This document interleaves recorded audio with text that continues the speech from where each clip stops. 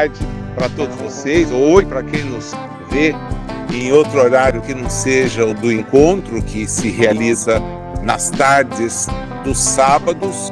Aqui estamos nós para mais um estudo envolvendo a Revista Espírita. No dia de hoje, o nosso objetivo é ler duas comunicações que são subscritas pelo espírito Erasto, as duas, uma delas em parceria com Timóteo, e ambas dadas na Sociedade Espírita de Paris através do médium, o senhor Dumbell. É muito interessante, antes da gente começar a analisar os textos das duas mensagens, identificar que há dois espíritos que subscrevem comunicações valendo-se do nome Erasto. Um deles, particularmente o da comunicação de hoje, se apresenta ao lado de Timóteo como discípulo de Paulo. Foi alguém, Timóteo todos sabemos, porque está referido nas cartas escritas por Paulo, ele se apresenta como alguém que seguiu a Timóteo e também a Paulo. O outro Erasto, não. O outro Erasto é um filósofo que viveu na Europa e cujas diferenças nas comunicações são bem visíveis. As comunicações do Erasto, que se mostra como discípulo de Paulo, geralmente têm a ver com questões de natureza mediúnica e são sempre instrutivas, como acontece com aquelas que nós temos hoje para analisar. As de Erasto, filósofo, são sempre reflexivas, carregadas sempre de uma carga de informações muito ampla e que nos convidam permanentemente a refletir, a analisar, a ponderar. Típico daqueles que trabalham com o pensamento, explorando, porque esta é a característica da filosofia, explorar o pensamento e, aos poucos, entendendo aquelas inúmeras questões sobre as quais os que pensam e pensam bastante não cessam de refletir. As comunicações de hoje têm a ver com o exercício da mediunidade, né? Ambas estão ligadas à prática mediúnica. Uma primeira delas está relacionada e veio no mês de julho de 1861, está ligada ao papel dos médiuns na comunicação, e a outra, publicada em agosto do mesmo ano na revista, tem ligação com o papel dos médiuns nas comunicações. Ambas, porém, da influência moral dos médiuns, nas comunicações. Ambas, porém, são muito ricas nesse viés, nessa característica da instrução. Eles buscam seus subscritores da primeira e o subscritor da segunda busca chamar a atenção para alguns pontos daquilo que era uma preocupação recorrente a respeito de como os médiuns poderiam contribuir para a divulgação dos ditados, das informações que chegavam da realidade espiritual e, particularmente, que espécie de comportamento deles se aguardaria. De sorte a que,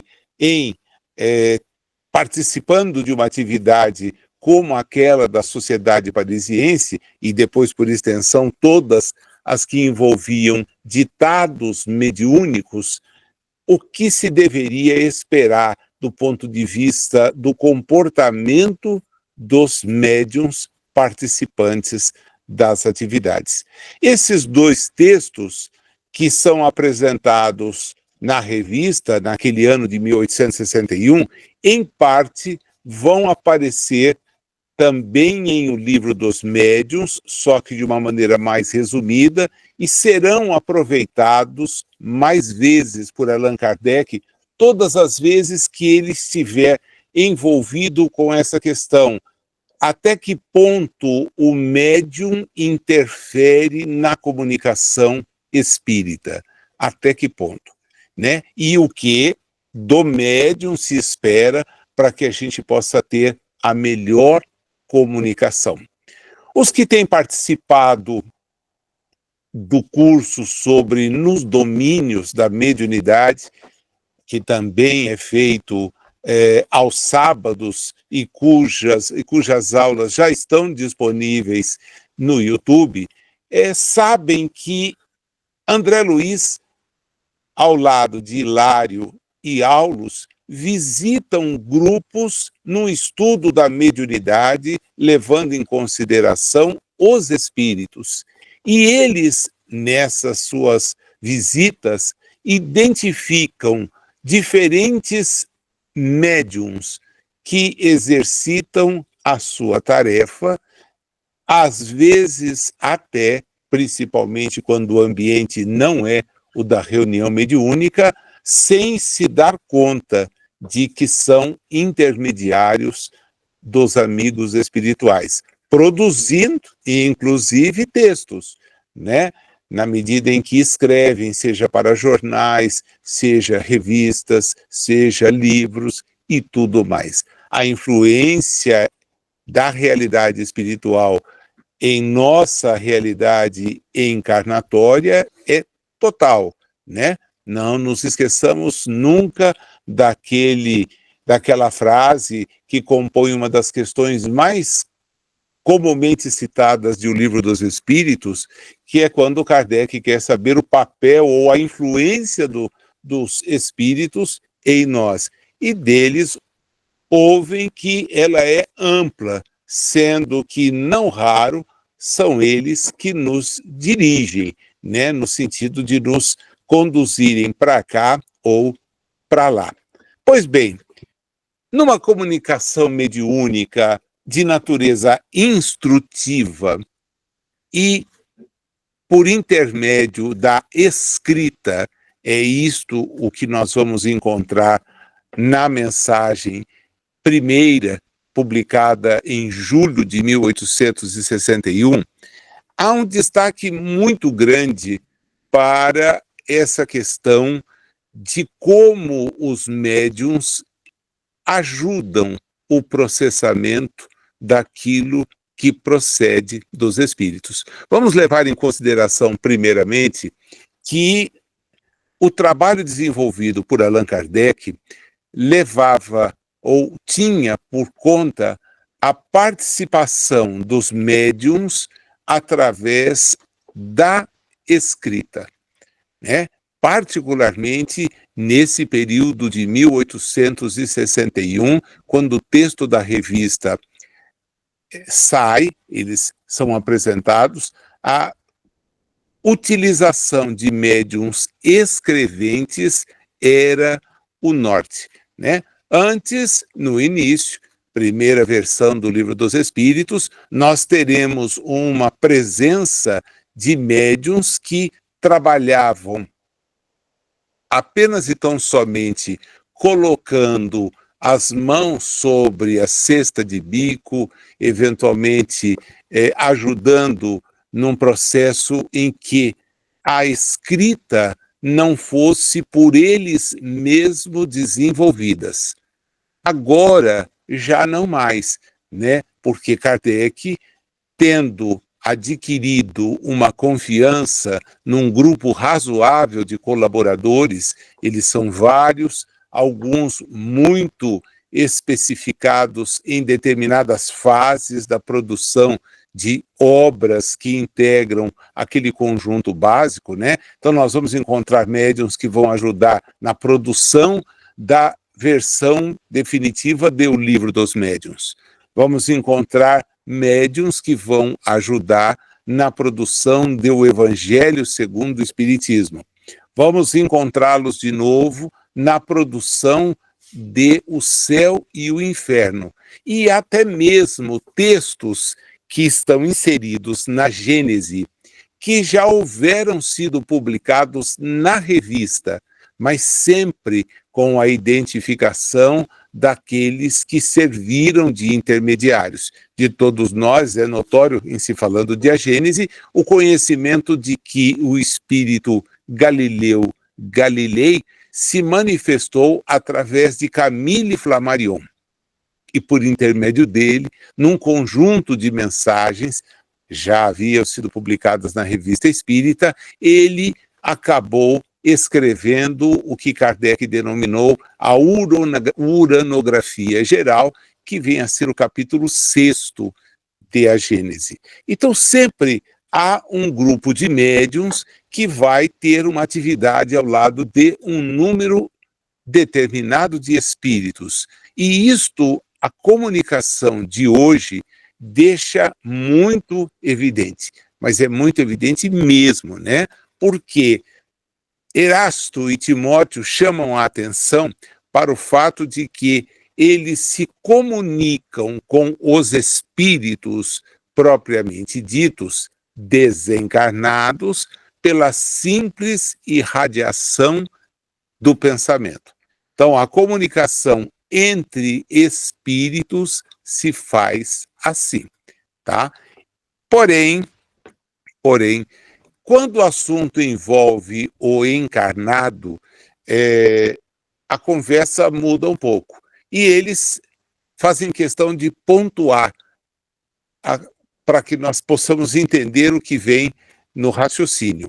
Os nossos pensamentos, dizem eles, não necessitam da vestimenta da palavra para ser compreendidos pelos espíritos. E todos eles percebem o pensamento que lhes desejamos comunicar, simplesmente por lhes dirigirmos esse pensamento e em razão das suas faculdades intelectuais. Então, o espírito que tende a propagar as informações que entende necessárias no âmbito espiritual, não precisa se dirigir a B ou C. Ele veicula o seu pensamento e o faz buscando uma sintonia. E esta sintonia, ela muitas vezes acontece em relação a vários que estão buscando aquele tipo de informação. Entretanto, cada um vai captá-la em decorrência ou em razão das suas faculdades intelectuais, né? Eles informam um pouquinho mais, dizendo que tal pensamento pode ser compreendido por tais ou quais, mas conforme o seu adiantamento.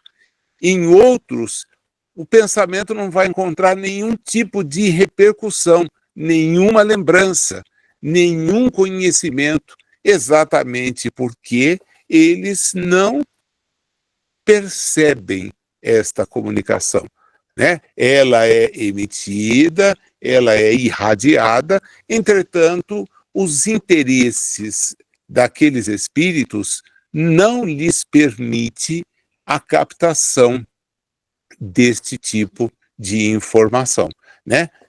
Em razão do quê? Bom, em razão da sua própria condição evolutiva, em razão da sua situação espiritual momentânea, né? Então, embora o espírito deseje estar com eles, ajudá-los a refletir, a eventualmente ter material para melhorar a sua própria condição evolutiva, eles não encontram em si condições de captação.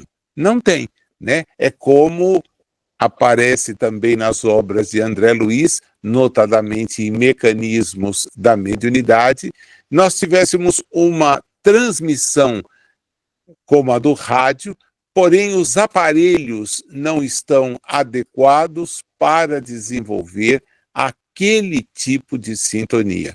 O passar do tempo nos fez compreender esse processo na prática. Todos nós tivemos aparelhos de rádio, porém havia aparelhos de rádio em condições de captar as ondas médias, né? Havia aqueles habilitados a captar as ondas curtas, como mais tarde vieram aqueles aptos a captar outro tipo de frequência, né? Então, do rádio AM para o rádio que capta estações que transmitem em frequência modulada, a FM, as mudanças foram totais. Assim também em relação às emissoras de TV, aquelas que eram apenas locais, e Bauru, onde nos encontramos, foi uma cidade privilegiadíssima, porque desde o início da divulgação da TV havia em âmbito local uma emissora, e esta emissora transmitia para a cidade, isso facilitava, era algo assim completamente inovador, pensando-se no interior do país, no interior de um estado como São Paulo. Mas hoje as transmissões obedecem a uma realidade completamente diferente, né? Nós temos aquelas que são transmissíveis por intermédio de satélites, a captação é completamente diferente, não permitindo a interação, é apenas a captação, a sintonização, mas foi lançado nesta semana um projeto altamente inovador, que vem a ser o da TV 3.0, que vai permitir a mais completa interação. E essa interação será feita não apenas pelo controle, que vai vir nos aparelhos que serão produzidos habilitando-se para esse tipo de transmissão, mas também pela conexão dos aparelhos celulares, que em relação a valendo-se de um conversor, vão estar podendo trabalhar e permitir ao usuário uma interação, mudando as imagens que está vendo, olhando-as por outro ângulo, fazendo interação com os transmissores, participando eventualmente de atividades que estão ali sendo produzidas. Vejam, a onda, a transmissão vai ganhando relevo, mudanças, sofisticações. É evidente que uma mensagem de natureza elevada vai demandar atenção, que seriam os recursos apropriados para poder captá-la. Do contrário, não vai haver essa captação. É isso que os espíritos dizem. Olha, na realidade espiritual, nós pensamos e dirigimos o nosso pensamento. Há espíritos que conosco estão sintonizados e eles captam aquilo que estamos enviando. Mas há outros que não. Bem, isto é em termos de realidade espiritual. Nós, que somos espíritos reencarnados, estamos em contato, sim, com a realidade espiritual, mas não dessa forma, né? Não estamos o tempo todo como os espíritos já livres da experiência estão. Nós estamos ainda com uma boa parte do tempo que temos em cada jornada diária, nós estamos no estado de vigília. Estamos atentos ao que acontece no âmbito do sensível. Não estamos separados da realidade espiritual na captação. Podemos, né? Entretanto, nossa ocupação se dá com aquilo que acontece no âmbito do sensível. Não entramos na esfera daquilo que é o pensamento. É por isso que eles, então, mudam o foco da comunicação que estão transmitindo para afirmar o espírito encarnado que nos serve de médium é mais adequado para transmitir o nosso pensamento aos outros encarnados, embora não o compreenda, do que um espírito desencarnado e pouco adiantado poderia fazer se nós fôssemos forçados a recorrer à sua intervenção, porque o ser terreno põe seu corpo, me desculpem, como instrumento à nossa disposição, coisa que o espírito errante não pode fazer. Então, a distinção está nisso. O espírito errante, aquele que está na realidade espiritual, capta em decorrência da sua sintonia. O encarnado é mais fácil de ser influenciado porque o seu corpo está ali a limitar a ação do seu próprio espírito.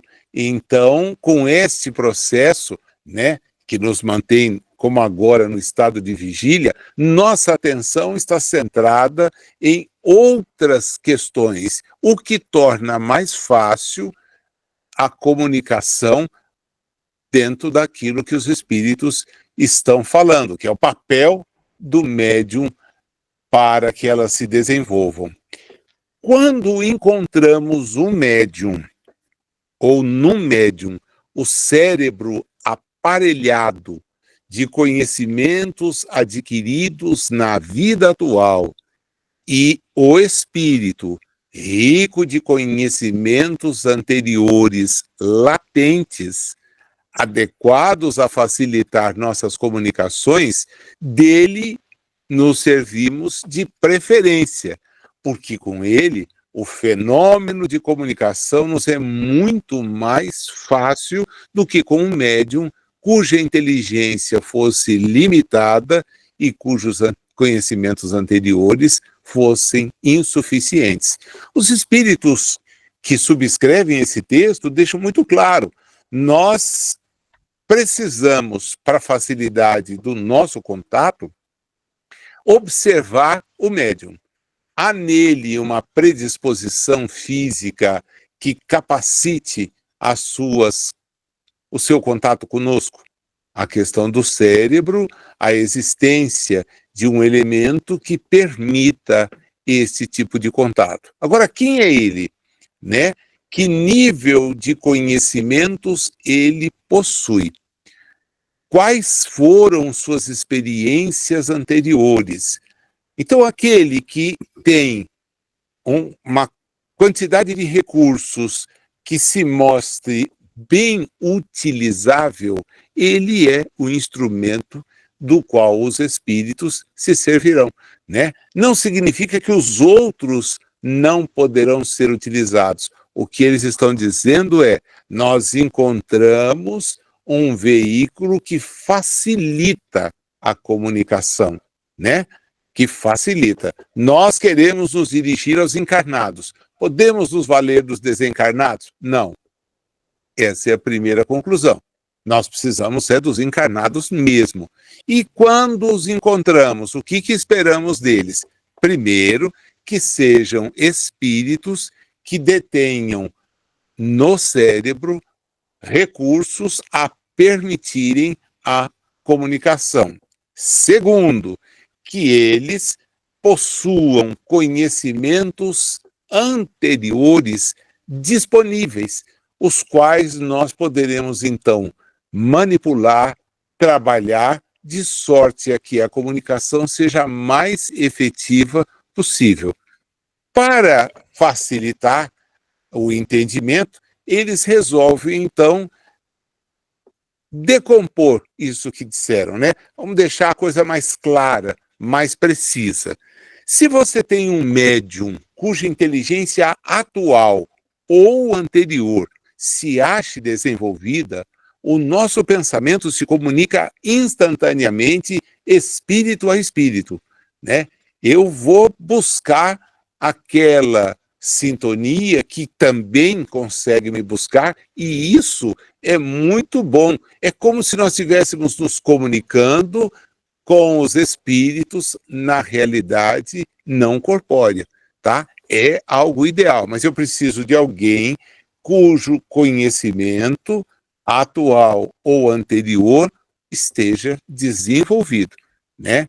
Porque a comunicação que nós vamos dar é uma comunicação instrutiva, então eu preciso que ele tenha recursos. Não dá para que eu faça essa comunicação, até dá, mas o risco dela não ser captada da forma como precisa é enorme, então eu vou ter dificuldade, né?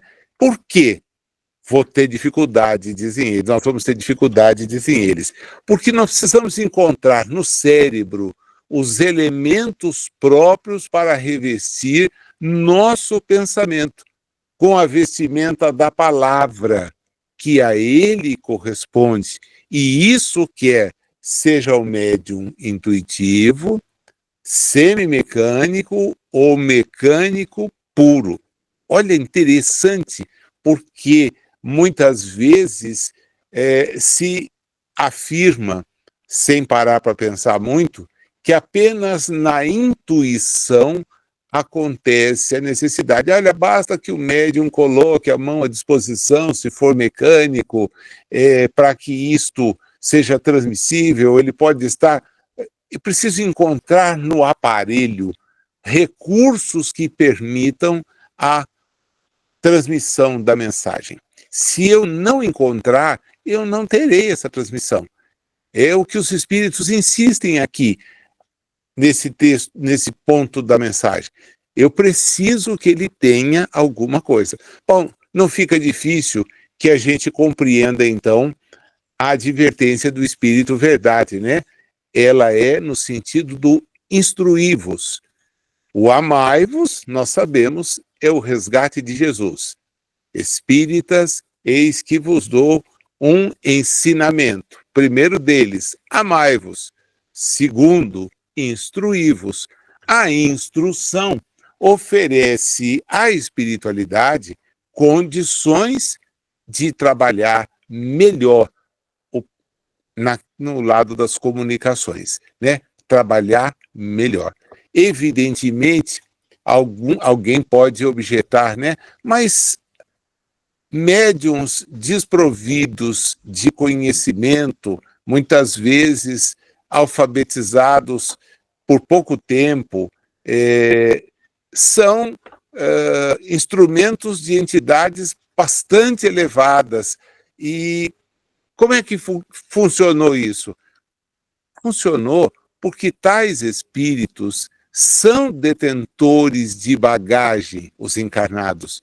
Não é uma bagagem da atual encarnação, porque muitas vezes tiveram apenas o conhecimento dos primeiros anos do ensino, que é dado do âmbito do fundamental, às vezes nem mesmo o concluíram, e são capazes de transmitir comunicações de alto teor, de qualidade, revestidas de vocabulário extremamente rico. Nós temos aí nada mais e nada menos do que um espírito que traz uma jornada muito rica em experiências. É isso que eles estão nos apontando. Você pode ter hoje o sujeito com limitações de frequência do banco escolar, etc. Mas não é isso que a gente quer. A gente quer encontrar nele instruções anteriores. E essas instruções serão, então, trabalhadas, melhoradas. O seu patrimônio espiritual, que é formado pela somatória do comportamento do ponto de vista moral e das aquisições do ponto de vista intelectual, eles vão ser úteis na hora que tivermos que transmitir a nossa mensagem, tá? Pode ser que presentemente não sejam dotados de informações do ponto de vista do conhecimento mais amplas, à exceção, lógico, daquelas que lhe permitam escrever de forma cursiva, etc. Isto é uma coisa, né? Então eu preciso de um aparelho que eu possa com ele me sintonizar e, evidentemente, conseguir resultados. Eis porque destacam eles: seja qual for a diversidade dos espíritos que se comunicam com um médium, os ditados obtidos, embora os de espíritos diversos, têm na forma e no tom o cunho pessoal do médium. Sim, embora o pensamento lhe seja inteiramente estranho, embora o assunto surja de seu próprio meio habitual, embora o que lhe desejamos dizer não provenha dele de maneira alguma, nem por isso ele influencia menos a forma pelas qualidades e propriedades inerentes à sua individualidade. É dizer, o médium dá de si para a concretização deste processo. Ele dá daquilo que tem, não apenas aquilo que tem na presente encarnação, mas aquilo que tem em si da somatória de encarnações precedentes que todos temos, né? Então, é um patrimônio valioso, tudo aquilo que conseguimos. Daí, a frequência com que a gente sempre bate numa tecla, né? Nunca é tardio para estar conhecendo.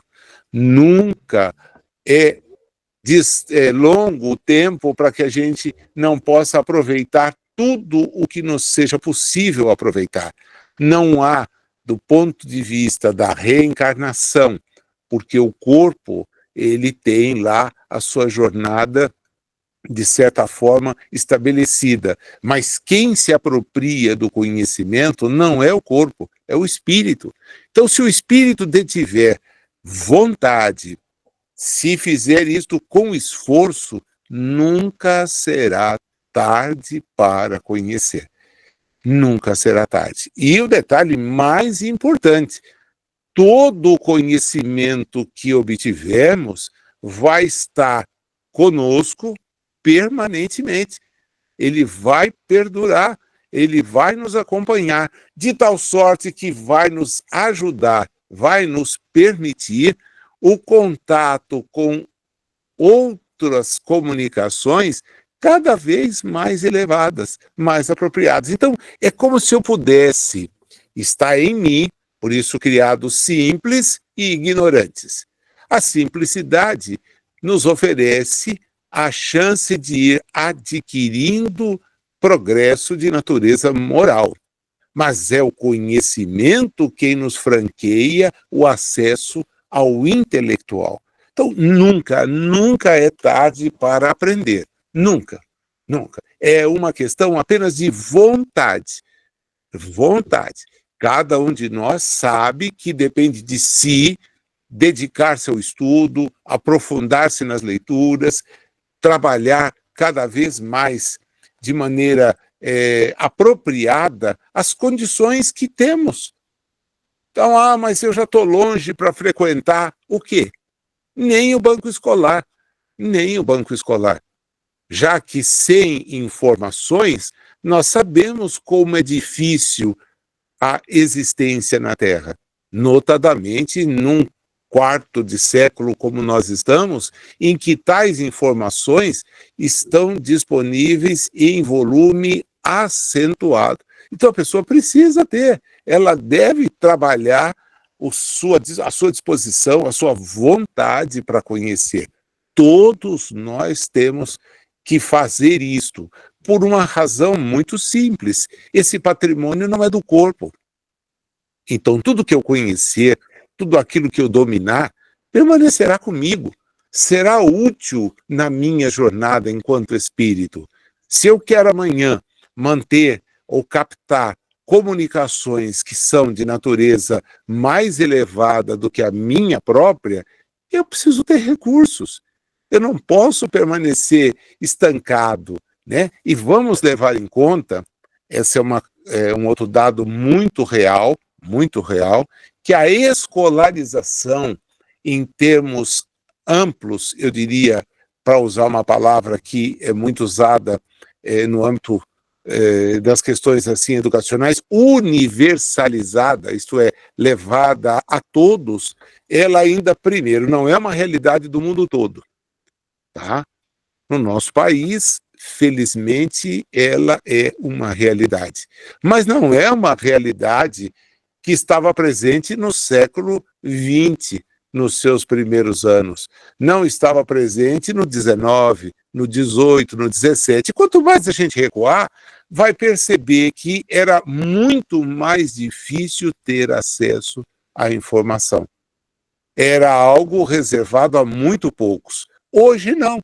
Então, nós, com toda certeza, os que aqui estamos, tivemos a chance de frequentar a escola em mais de um nível, e, em alguns casos, chegamos ao nível superior, ao nível de especialização e por aí afora. Quer dizer, e toda a carga informativa que hoje possuímos, ela não era a mesma disponível generalizadamente para a população da Terra. Os nobres, aqueles que dispunham de recursos, efetivamente podiam pagar preceptores. Os demais não, aprendiam o letramento e muito poucas coisas, né? Considerando até a realidade do nosso país e de outros. Ainda mesmo hoje, a educação, da forma como nós a vemos ser dada, via instrução ser dada, nós percebemos que ela não é disponível na Terra para todos os espíritos que aqui estão. Por questões as mais variadas, há impedimento de que, por exemplo, em determinados países, os espíritos que retomam a encarnação num corpo feminino tenham acesso à instrução e não vão poder frequentar os bancos escolares, apenas e tão somente porque regressaram à experiência num corpo feminino, né? Já que a escola é interditada para as mulheres. E mesmo os que temos condições de ter acesso ao letramento, vamos ver que há uma dificuldade muito grande de desenvolver determinados raciocínios. E essa dificuldade advém exatamente do fato de que anteriormente não tivemos contato com aqueles raciocínios. Então, é uma primeira vez, é uma primeira oportunidade. Daí, o campo que se nos ergue, né, um muro que se nos ergue para a exata compreensão. Agora, vamos ser honestos, né? O Espiritismo nos ensina que a gente não pede para tirar o muro, a gente arruma uma escada para superá-lo. E essa escada pressupõe buscar, com o nosso esforço, localizá-la. Então, todos nós temos a chance de fazer isso. Todos nós. E a informação obtida é aquilo que eles dizem na mensagem. Olha, você tem qualidades, propriedades que são da sua individualidade. Amplie-as de forma a que a gente possa ter êxito na comunicação. Ela será a mesma captada por todos? Não, isso só se dá na realidade mais ampla, quando a sintonia permite esse tipo de ajuste. Aqui, a coisa não vai ser a mesma. Eles passam agora a colocar alguns exemplos, tudo para poder facilitar a nossa compreensão, né? E dizer, ó, as visões, as compreensões serão muito diferentes. O primeiro exemplo é olhar as coisas a paisagem, através de uma luneta multicolorida, multicores, né? Verdes, brancas ou azuis.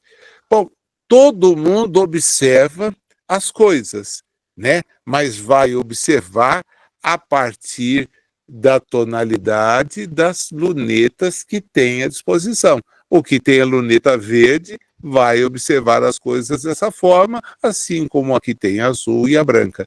Você vai ter a limitação do instrumento que te leva àquela compreensão, né? Vamos imaginar que os médiums sejam vidros cheios de líquidos coloridos e transparentes, daqueles que se encontram em farmácias, dizem ele. Ora, nós somos as luzes que os esclarecem sobre certos pontos de vista morais, filosóficos e íntimos. Agora, como é que a gente vai chegar? Pelo azul, pelo verde, pelo vermelho, de modo que os nossos raios possam chegar, passar, né, dos vidros que forem mais transparentes, melhor preparados para chegar até os destinatários. Então, dizem eles, médiums mais ou menos inteligentes não chegam aos objetos que queremos iluminar, senão tomando a coloração, ou melhor, né, a forma própria e particular desses médiums. Então, o médium ajuda, porém, ele vai ter que vai enxergar as coisas dentro da sua perspectiva. Esse é o esforço, então, do instruí-vos. Quanto mais instrução tiver, melhor fica. Está vendo como derruba aquela ideia de que integrante de reunião mediúnica não estuda porque os guias o fazem para ele? Né? Eu não preciso me preparar porque os guias me instruem. Fica evidente que guia não instrui de nada. Absolutamente nada. Até porque ele encontra recurso. Se você dá recurso, se você tem conteúdo, você melhora a recepção, melhora a qualidade. Quer dizer, vale aqui a advertência de Leon Denis. Se o grupo mediúnico não conseguir boas comunicações, é preferível que ele pare de tentá-las e vá estudar 10, 20 anos, se o caso, porque as comunicações que virão em seguida serão comunicações efetivamente instrutivas. É isso que Erasto e Timóteo estão trabalhando. É nesse ponto que eles querem chegar. Né? Nós podemos transmitir muita coisa, mas dependemos do veículo.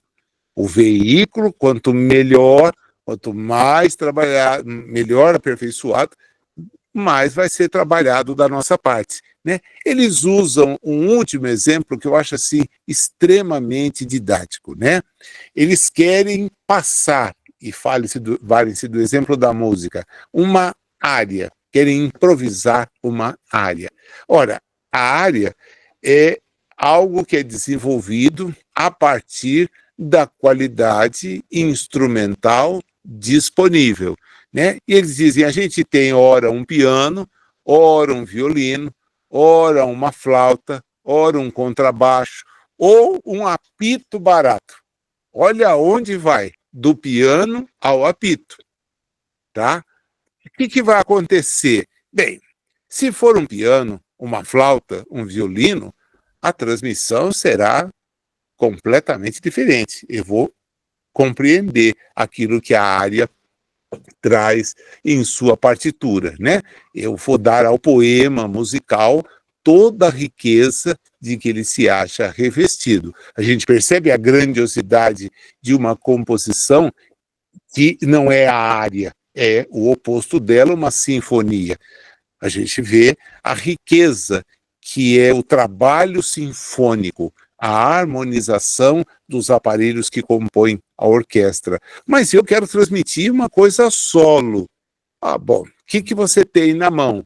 Olha, eu tenho um piano. Não resta dúvida de que a qualidade das notas, a percepção de todo o poema vai ser uma. Não, eu tenho um apito. Bem, o apito vai apresentar lá uma certa dificuldade. Porém, eu vou trazer as coisas. Eles terminam esse trecho fazendo uma brincadeira bastante interessante, né? Porque eles dizem assim, nós vamos ter muita dificuldade com o apito ou o funil. Olha que loucura, até um funil, tá? Dá para transmitir? Dá, mas não é nada extraordinário, né? Se eu tivesse um piano, as pessoas entenderiam o poema musical. No apito, vamos lá, né? Embora existam apitos muito bem tocados, mas a qualidade para produzir o texto musical no piano é uma coisa completamente diferente. Há uma mudança muito assim, fácil da gente perceber, muito didática, né? O piano, o violino, a flauta integram o conjunto sinfônico. Agora, o apito ou o funil até tem a oportunidade de serem usados numa melodia. Tchaikovsky se valeu até do canhão para representar na peça 1842 aquilo que ele julgava fenomenal. Porém, são intervenções pontuais, né? O som, o estampido do canhão tem lá uma importância, e a peça foi apresentada pela primeira vez, como algumas apresentações nos apresentam, com o canhão mesmo, não no ambiente onde está sendo executada a peça, mas fora dele. E ao ar livre, então, perfeitamente possível essa conjugação. Não está próximo, mas o som é por todos percebido. É o desejo dele. Mas se não tem, você tem o tímpano. E aí o tímpano reproduz aquilo que o canhão queria representar na peça. O apito pode ingressar, né? Pode sim, mas é pontualmente. Então veja, há sim uma dificuldade na hora de transmitir. Quando obrigados a usar um médium pouco adiantado, nosso trabalho é muito maior, muito mais penoso.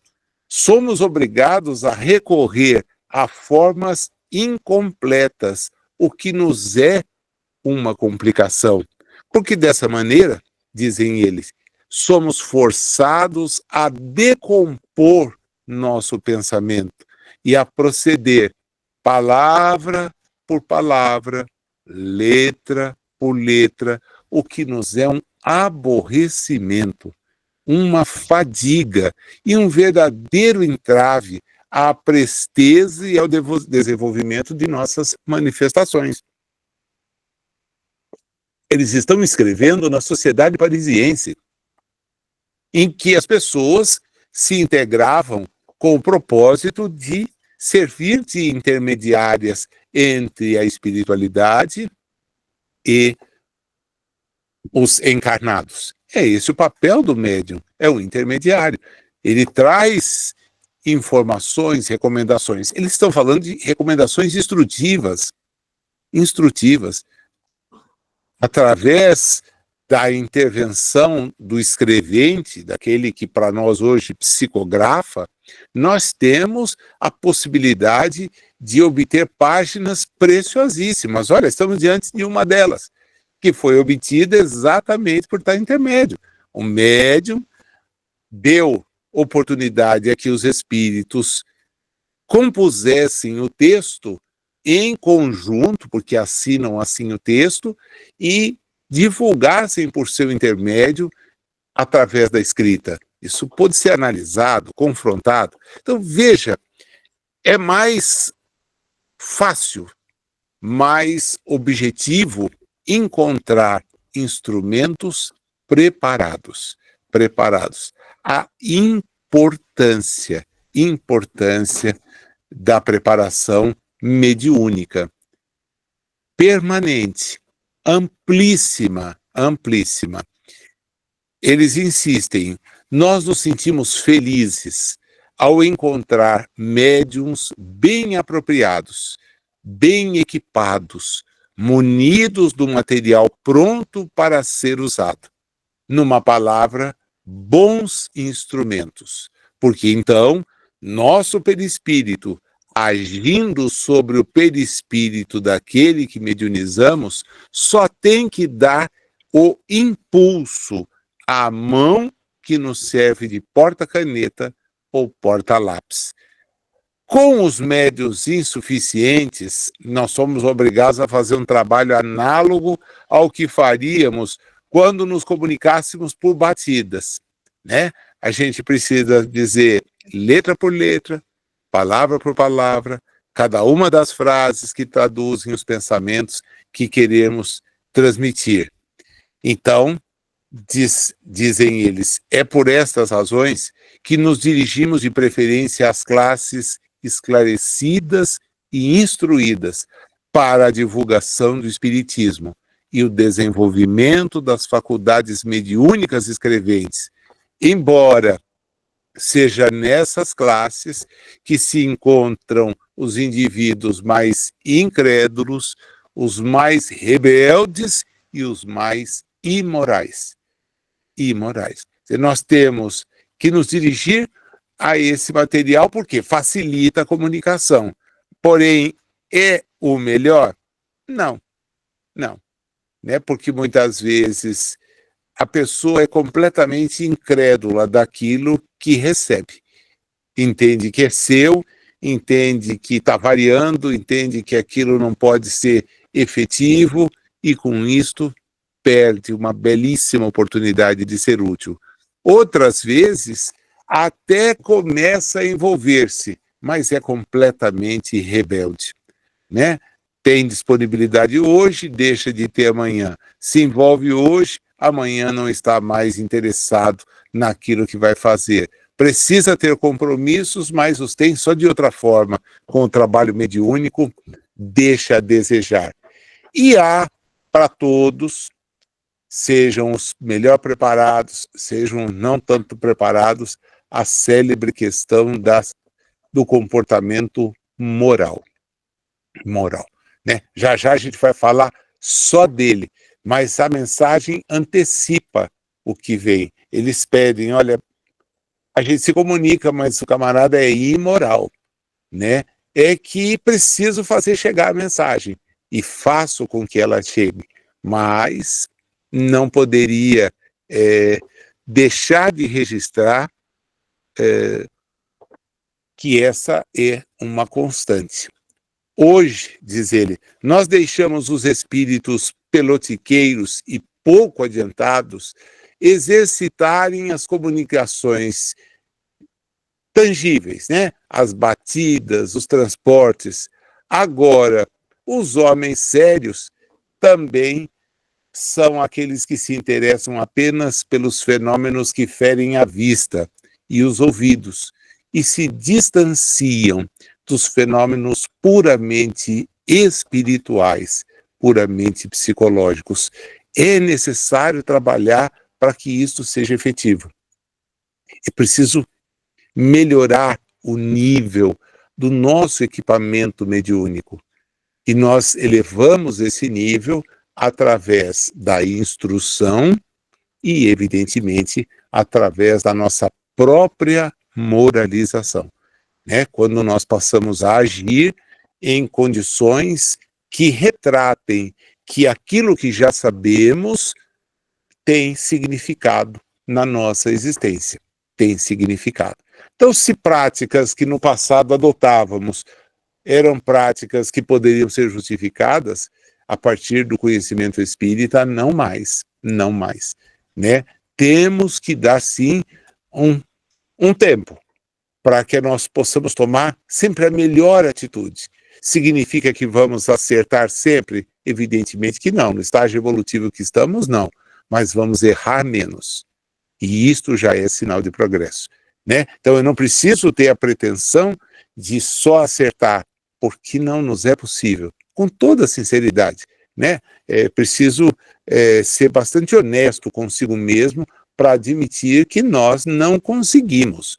É um esforço muito grande que, entretanto, não nos traz o resultado de imediato. Até porque nossos pensamentos, nossas palavras e nossas ações traduzem muitas vezes o oposto do que conhecemos. Mas e daí? E daí a gente então desiste? Não. Daí a gente corre para ficar ativo da maneira melhor que conseguimos e sempre nos empenhando para errar um pouquinho menos. Ainda vou errar, Nazil? Todos nós erramos, né? Todos nós erramos. Fazemos juízos equivocados, dizemos palavras que depois nos arrependemos, tomamos atitudes das quais, ou em relação às quais, se pudéssemos voltar atrás, certamente evitaríamos. Mas já foi. Já foi. O que a gente faz? A gente só não repete. Né? Porque já foi ontem, mas hoje eu fiz de novo. Não era para ser, mas agora eu fiz. Então, peraí, já não adiantou nada. Né? É isso que eles chamam a atenção. Quando queremos proceder por ditados espontâneos, agimos sobre o cérebro, sobre os arquivos do médium e reunimos nossos materiais com os elementos que ele nos fornece. E tudo isso mesmo que ele não queira. Mesmo que ele não queira. A gente tira do bolso o dinheiro que ele carrega e organiza as notas de moeda que ele tem, ou as moedas, na ordem que a gente quer. Agora, quando o próprio médium nos quer interrogar desta ou daquela maneira, é bom que reflita seriamente a fim de nos interrogar de modo metódico, assim como nos facilitando o trabalho das respostas. E ele faz menção a uma comunicação precedente de Erasto. Só que essa comunicação não veio na revista, né? Pelo menos não há comunicações precedentes ao mês de julho de 1861, por intermédio do D'Ambel. D'Ambel vai ocupar um espaço muito grande, 61, 62, com Erasto, até antes, mas não com Erasto. Então, há aqui uma menção expressa, né? O Erasto já havia dito para ele que o cérebro muitas vezes está numa desordem inextricável, né? Tão difícil de resolver e nos é penoso mover-nos no dédalo dos vossos pensamentos. Então eles pedem para a gente ter serenidade, fazer uma certa organização, uma faxina mental, para tirar aquilo que não é relevante e permitir que a transmissão do relevante chegue. Em relação às perguntas, que frequentemente são publicadas na revista, o médium faz uma indagação, o espírito responde. O que eles pedem? Olha, presta atenção, por você ou por terceiro, é bem útil que a série de perguntas seja lida previamente ao médium, para que ele então possa ver o espírito mais habilitado a respondê-la. Né? Ele vai captar, olha, quero uma resposta de tal espírito. Espera aí, qual resposta? Sobre o quê? Né? Sobre o quê? Nós já brincamos a respeito desse assunto, certa feita, quando, no encontro até em que estávamos presencialmente, alguém disse, se pudéssemos estar ao lado de um espírito elevado, eu vou aqui fazer coro ao que foi perguntado lá, Santo Agostinho. Tá legal, o que a gente perguntaria a Santo Agostinho? Né? Que tipo de questão apresentaríamos? Bom, é necessário que a gente saiba o que vai perguntar. Tem uma ordem, né? Porque não vou chegar, e aí, está tudo bem com você? Como é que está na região onde você está? Tipo de curiosidade sem sentido. Nem o espírito, certamente, atenderia dessa elevação, atenderia esse tipo de curiosidade, não estaria presente. Seria por interposto, e olha lá, sabe-se lá, se não até mesmo por intermédio de um espírito que viesse zombar da nossa credulidade. Então, é necessário ter em mente que o perguntar, o organizar o raciocínio, facilita a comunicação. E diz ele, nós mesmos temos muito mais facilidade para responder pela afinidade existente entre o nosso perispírito e o do médium, que nos serve de intérprete. A gente pode falar de matemática para um médium que esse assunto pareça completamente estranho, mas muitas vezes é estranho na presente reencarnação, porque ele o detém de uma outra, né? Esse conhecimento está latente no seu espírito, e aí então vai ser fácil encontrar a ligação fluídica, né? E o fato de não ser, ao ser encarnado, isso, o corpo atual é que se torna, então, refratário a esse tipo de conhecimento. Mas em espírito, aquilo lhe desperta a atenção. Pronto, fica fácil. Isso se dá em astronomia, em medicina, em línguas, em tudo aquilo que for conhecimento peculiar à espécie humana. Nós temos um processo de elaboração penosa quando o médium é completamente estranho ao assunto tratado.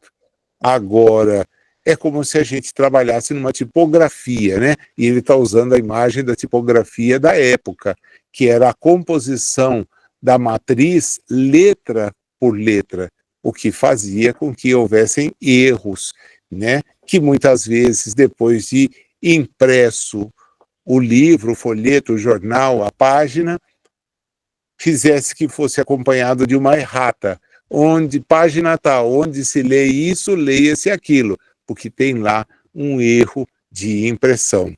Letra por letra, palavra por palavra, substantivo, verbo. Bom, isso aí é tudo absolutamente necessário. Isso é, a instrução é necessária para uma boa comunicação. A mensagem termina aqui e a outra que veio no mês seguinte tem só a publicada no mês seguinte, né? Não significa que foi obtida naquele mês. Kardec diz o local, às vezes nem diz o médium. Na revista que isso fica muito claro, mas nas obras o médium não aparece, né? Havia um pacto dele em relação aos médiums e era um pacto no sentido de protegê-los. Alguém pode pensar assim, por que ele os escondeu? Evidentemente para protegê-los, tá? Porque o Espiritismo teve grandes inimigos e poderosos. Grandes e poderosos.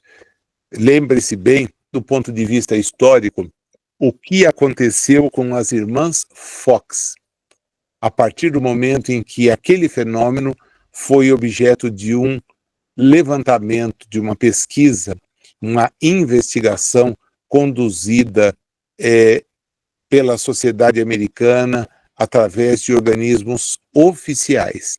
Eles comprovaram a autenticidade do que ali estava ocorrendo, mas as meninas sofreram barbaridade. Quem nos conta isso é a irmã mais velha, que num livro publicado no Brasil há 2 anos, fala do quanto elas sofreram, o quanto foram perseguidas. Então Kardec, ciente de que aqueles médiuns poderiam sofrer uma perseguição que ele sofreu, foi combatido pela igreja, foi combatido pela academia, foi xingado em púlpito, foi deplorado de várias maneiras, ele quis proteger.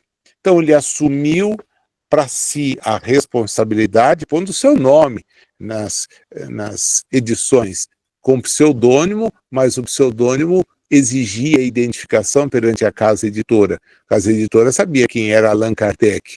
E depois isso se tornou tão conhecido que o seu sepultamento tem lá no dolmen a identificação da sepultura não de Hippolyte Léon Denisard Rivaio, né?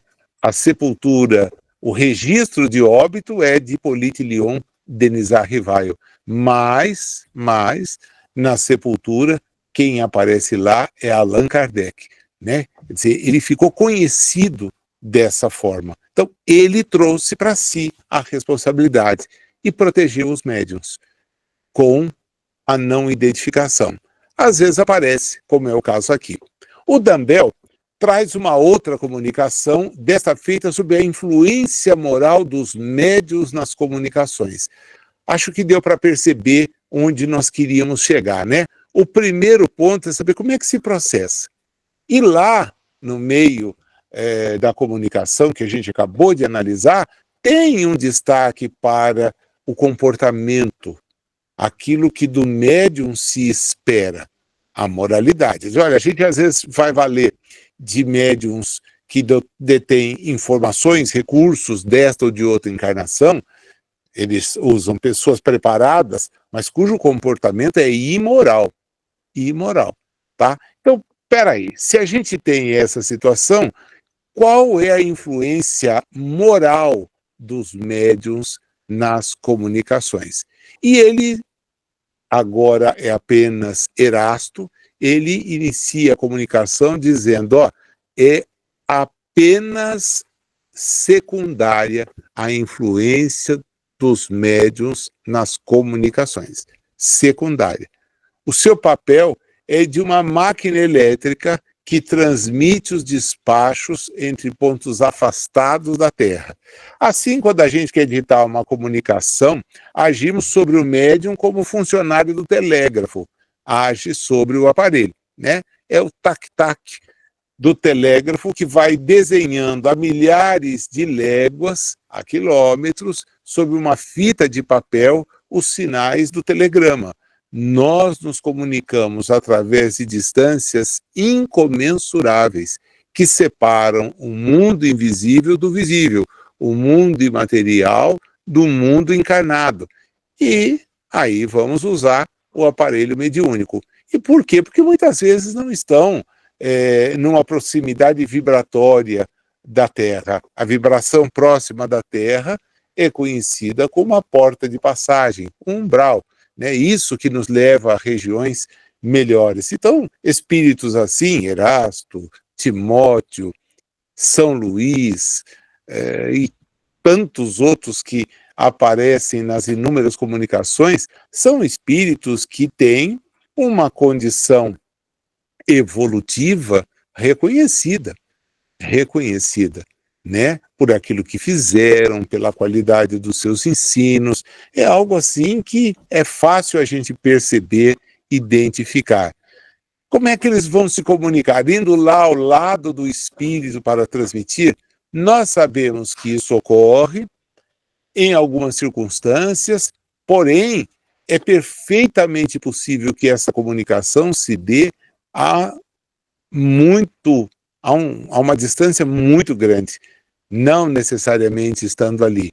Há uma certa irradiação de pensamento e as pessoas captam, porque sintonizadas com aquilo, reproduzem. Quanto mais elevadas na realidade espiritual, mais fácil a captação. Quanto melhor preparados na realidade reencarnatória, melhor a qualidade da separação.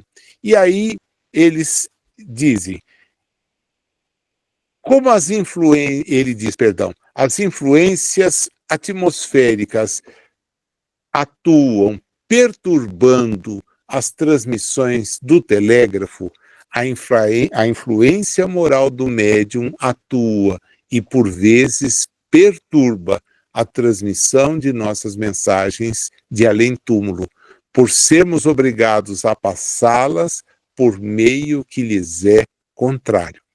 Tá? Então, primeira coisa é chamar atenção. Ele usa o exemplo. Eu gosto dessa didática que o espírito Erasto adota nas comunicações, e por isso eu digo o Erasto, o discípulo de São Paulo. Né? Ele adota sempre essa linguagem. No livro dos médiuns fica evidente que as suas comunicações têm sempre esse caráter. Ele vem para nos ajudar a compreender e aí se vale de exemplos. Veja, lá na mensagem anterior foi a luneta, foi o fato de você ter aparelhos diferentes do piano ao apito. Chega a área? Chega, né? Agora chega de que jeito? Chega do jeito que o aparelho permite chegue. Né? O piano, puxa, vai dar para a gente entender a grandiosidade daquilo que foi escrito. O apito já não é a mesma coisa. O funil, então, que é o último que ele coloca, e nem tinha colocado, porque não é um instrumento musical, né? O funil é alguma coisa assim que a gente até assusta. Mas vem. Agora, o que ele destaca? A influência do médium, ela efetivamente pode perturbar, como as intempéries influenciavam a transmissão da mensagem por telégrafo, tá? Influenciavam. Então, o médium que tem um comportamento inadequado, certamente vai dificultar, né? Ele insiste no sentido de que, na maioria dos casos, eles conseguem anular essa vontade, essa contrariedade, esse ato perturbador. Eles anulam, né? Trabalham no sentido de anular. Então, quando o ditado for de alto valor filosófico, comunicações de perfeita moralidade, e o médium é pouco adiantado, nós vamos ter que trabalhar muito, mas vamos fazer com que a nossa vontade supere a limitação do médium, tá? Ele não vai ajudar, mas ela vai chegar. Ela vai chegar. Agora, comunicação pouco edificante, fica tranquilo, né? Porque também ela chega, por vezes, através de médiuns que se envergonham de lhes terem servido de condutores. Em tese geral, pode-se afirmar, e aqui está o ponto-chave para a gente compreender o papel da influência moral do médium. Espíritos semelhantes chamam espíritos semelhantes, e que raramente espíritos de pleiades elevadas se comunicam por aparelhos maus condutores, quando têm à mão bons instrumentos mediúnicos.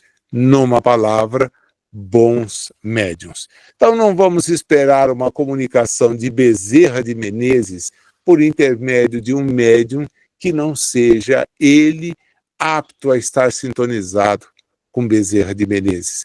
A generosidade de Bezerra certamente vai suplantar eventuais dificuldades, mas não será uma constante, notadamente naqueles ensinos que se revestem de relevância. Então, o médium será médium de espíritos de envergadura porque ele próprio melhorou a sua condição moral.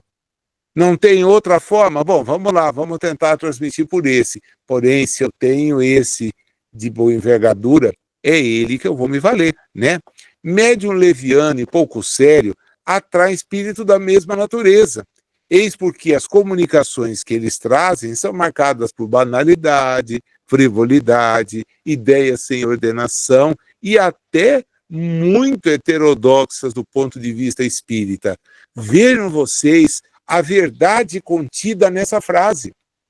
A gente se depara com uma obra dita mediúnica, porque foi produzida pelo espírito que lá aparece o nome, não vou mencionar nenhum, para não criar nenhum tipo de constrangimento e também não me comportar de maneira leviana. Mas quando a gente começa a ler o texto, a gente identifica que aquilo não tem nada a ver com o espiritismo. É uma simples opinião de alguém que está desencarnado e que se vale de um encarnado que também não estudou, também não refletiu, para transmitir aquele ensino. Conteúdo da obra, zero. Zero. Até contraditório ao que é a doutrina espírita. Essa sempre foi uma das grandes questões envolvendo os clubes do livro espírita, porque a necessidade de entregar obras mensalmente fazia com que nem sempre a seleção das obras fosse a mais adequada.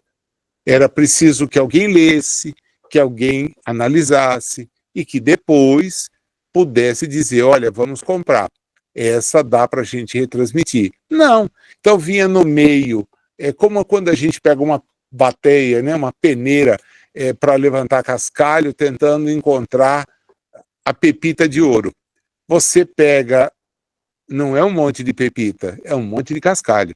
Então verá um monte de cascalho. Você de espírita não tem nada. Ah, mas a capa é bonita. Hã? A capa é bonita. Tem uma capa tão bonita e alguém compra livro pela capa. Nossa, que loucura! A gente compra livro pelo conteúdo. No mínimo, lê a contracapa, as orelhas, vê o prefácio, porque você não compra livro pela capa. Né? Não, a capa é bonita. Não, ninguém compra livro assim. Se faz isso, a gente sabe que a tendência do livro é ficar dormindo eternamente sem nem ser aberto. Né? Olha, que capa interessante. Imagina, Os livros mais bonitos que eu conheço, mais importantes, mais ricos, nem capa tem. É uma coisa assim super sutil, né? Super sutil. Imagina, eu tenho autores do direito que as capas são todas elas de uma mesma cor, nem varia a cor, mas o conteúdo é de uma beleza assim inesquecível. Eu não consigo trabalhar um assunto sem a eles recorrer. Puxa, e aí o sujeito compra o livro pela capa, para divulgar no Clube do Livro Espírita. É piada e de muito mau gosto, né? Porque, insiste Erasto, elas são ideias sem ordenação e, às vezes, muito heterodóxicas. Isto é, elas não são espíritas, estão ali. Então, é como se você voltasse à parábola do joio e do trigo e dissesse assim, deixa aí crescer os dois e quem for ler é que separa. Num clube de livro, não. Na estante de uma livraria, sim. Quem tiver conhecimento, pega a obra, mas quem não tem, pode levar pela capa, pode levar pelo preço, pode levar por aquilo que quiser, é dele a opção. Agora, quando você instrumentaliza, não. Não dá para ter. Certamente podem dizer, e por vezes dizem, coisas boas, mas é sobretudo neste caso que se torna preciso um exame severo e escrupuloso, porque de permeio a coisas boas, certos espíritos hipócritas insinuam com habilidade, com uma calculada perfídia, fatos controvertidos, afirmações mentirosas, a fim de iludir a boa-fé de quem o ouve, de quem o lê. Deve-se, então, suprimir toda palavra ou frase equívoca e não conservar do ditado senão aquilo que é aceito pela lógica ou que já foi ensinado pela doutrina. Olha a riqueza da comunicação, a riqueza. A influência moral, pera, ela tem, ela existe, tá? Tranquilo, precisa atentar bem para isso, mas presta atenção de que é só a influência moral do médium que atrai o espírito moralmente influente. Do contrário, não. Então, não é que eu não possa ter uma comunicação vinda da espiritualidade por intermédio de um médium que ainda é imoral, como dizia a mensagem anterior, o artigo anterior, que reproduzia a mensagem de Erasto e Timóteo. Até tenho. Entretanto, isto é uma exceção, não é a regra, é uma exceção. Então é importantíssimo estar atento para isso, né? Não falarei, diz ele, dos médiuns que gostam de pedir e escutar comunicações obscenas. Deixemo-los satisfazer-se na companhia dos espíritos cínicos.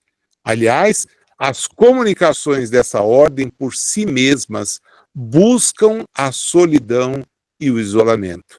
Em todo caso, não poderiam senão provocar o desdém e o mal-estar entre os membros dos grupos filosóficos sérios. Mas a influência moral do médium se faz sentir realmente quando este substitui suas ideias pessoais pelas que os espíritos se esforçam por lhe sugerir. E também quando extrai de sua imaginação teorias fantásticas que ele próprio e de boa fé julga provirem de comunicações intuitivas. Juro que aqui, se eu tivesse espaço e me complicar mentalmente, né, e publicamente, eu daria uma dúzia de coisas que eu já descobri assim, tá? Porque você vem lendo o texto e de repente abre a janela e fala, isso aqui não pode ter sido do espírito. Não, isso aqui é do médium, né? E o médium insiste que aquilo foi ditado, foi passado por uma entidade que não diria alguma coisa ali. Por quê? Porque aquilo contraria a doutrina. A doutrina. Kardec não está e nem será superado no estágio evolutivo em que nos encontramos. Ele está muito adiante daquilo que nós talvez pudéssemos compreender. A filosofia, a doutrina espírita é um conjunto robusto, não contraditório, de informações, robusto. Então, aqueles que tentam minar essa robustez com colocações que são fruto da sua imaginação, das suas sintonias, eles não podem ser aceitos, porque isso traz um problema, né? Traz um problema.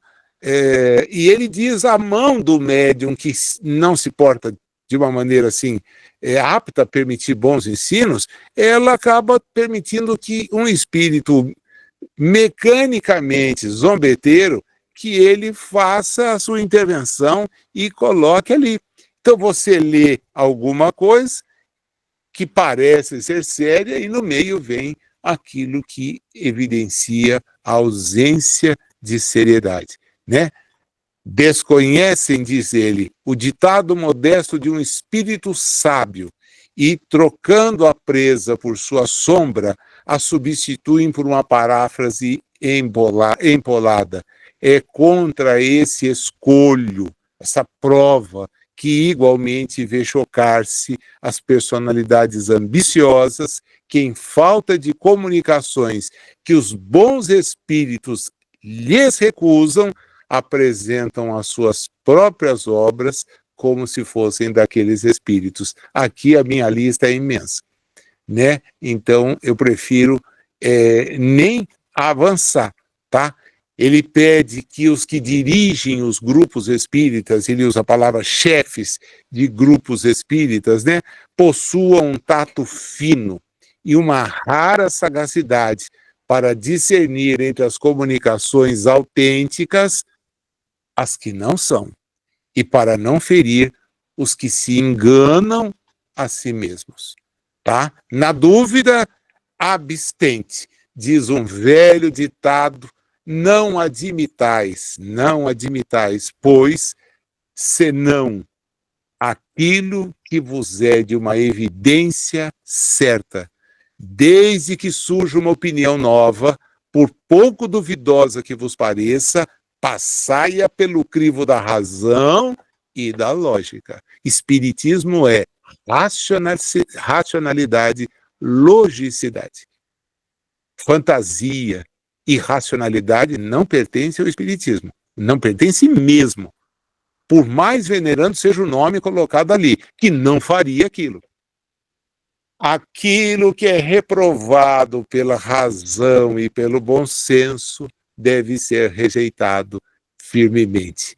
Vem agora uma frase que você conhece, porque essa mensagem está no livro dos médiuns.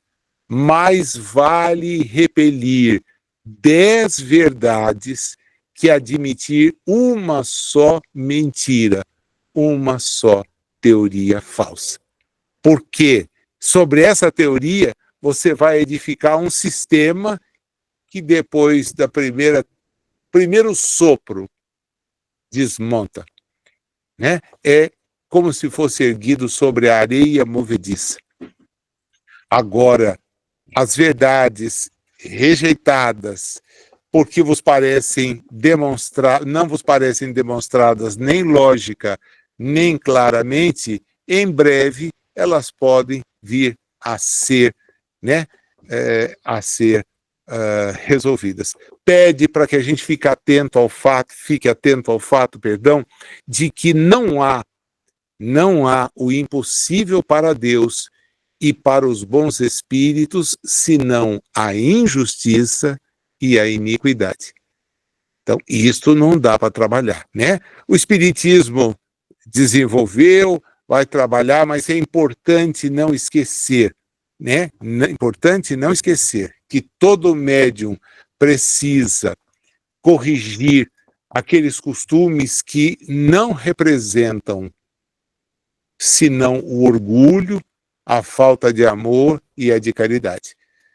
Quem é assim, quem age com orgulho, com falta de amor e de caridade, ele é suspeitíssimo. E olha o que ele diz: repelir repelir suas comunicações, porque não é nada mais do que uma serpente oculta na relva. É assim que eu penso, diz ele, sobre a influência moral dos médiuns. E acho que todos nós, relendo esse texto, porque ele está no livro dos médiuns, não assim adaptado, porque faz parte de um contexto de uma pergunta e também logo de uma pequena dissertação, todos nós com certeza saímos mais advertidos, né? Mais enriquecidos depois de um estudo dessa natureza. É o que a gente tinha. Aguardo você no encontro do próximo mês com um novo texto, novos textos, para que a gente possa conhecer esse tesouro que é a Revista Espírita. Até lá.